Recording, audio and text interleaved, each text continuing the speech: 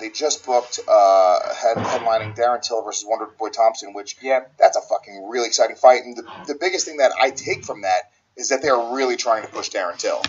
Well, they certainly are trying to push Darren Till, and rightly so. The guy's got a bright future. He can do a lot of big things in this sport, absolutely. But matching him up against Stephen Wonderboy Thompson, I mean, it's either, you know, that could be a make or break. Not necessarily a break. I mean, Wonderboy's no job. I just drank that coffee. It's repeating on me a little bit. It's speaking hard work. So it's a hard fight. I think it's a hard fight for both of them. You know, it's not a gimme fight. But if Till can get past him, he beats Cerrone, if he beats Wonderboy, then yeah, for sure he's set up. He's a legitimate star in the welterweight division and definitely on his way to doing big things. That said, Stephen Wonderboy Thompson is no joke for anybody. Till looked good against Cerrone, but he did go to a decision a couple of times, and he has had a draw in the UFC. So whilst he's undefeated, you know. This is by far his toughest test. If he gets past him, then you know, definitely a problem for Tyron Woodley in the future if he can beat Stephen Wonderboy Thompson. Speaking of Tyron Woodley, they're doing an interim title. Why do they do this? I don't know. I don't know. You know, so I know why. I know why, because Woodley isn't fighting. Simple as that. He said, you know, I mean, you can blame the UFC.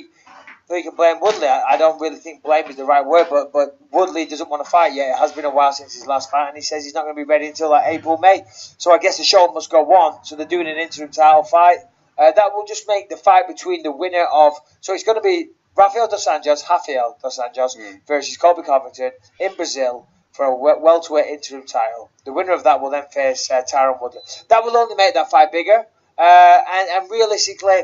It's not that big of a deal. You do roll your eyes a little bit when it's in an interim belt. When Whittaker fought Romero for the interim belt, for me, you know, I didn't really give any real credit to that. I thought, what the fuck? You know? But you also, it wasn't really offensive. You broke it down the best I'd ever really heard anybody break down the idea of an interim title, and it stopped bothering me as much as the way you put it.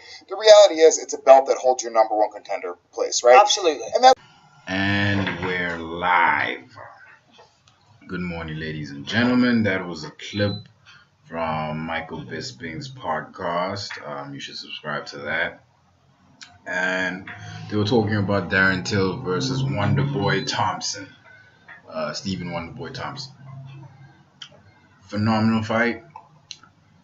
I want to see that fight now. I am ecstatic for that fight. Whew! It's gonna be a slugfest, man. It's going to be straight up kickboxing.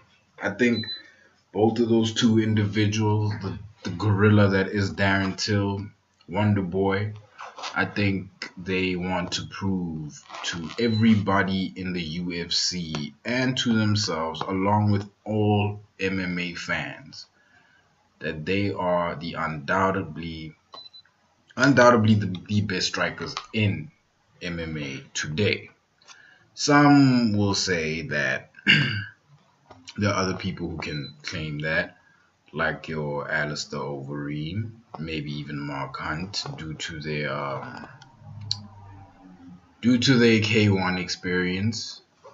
And I would throw in another name in there, your Gokhan Saki, Tyrone Spong. Recently, Tyrone Spong had 2 MMA fights, and I throw his name in there, but never mind them. Darren Till, Wonderboy. I expect to see world-class striking. I mean, world-class striking. Something that would amaze Floyd Mayweather. You know, I'm talking about clean chess-like striking. You know, I expect to see systematic dissection the way Alistair Overeem beat Junior Dos Santos. You know. It was like a protege approaching his former master for a fight, the first fight they ever had. And the protege in this scenario would be JDS. And obviously the master won that clean uppercut knockout. We all saw what Alistair did to JDS, right? Right. The question is, who's going to come out of that firefight the better man? Who's going to come out of that firefight the better striker? I purely based on experience because I've seen more Wonderboy fights. I would bet on Wonderboy, but that's not a solid bet. Why?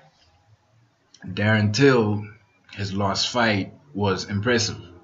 He beat the brakes off of Cowboy Cerrone, and even before the fight, I mean, his odds weren't good. The Vegas odds on him were pretty low on Cowboy to win that fight.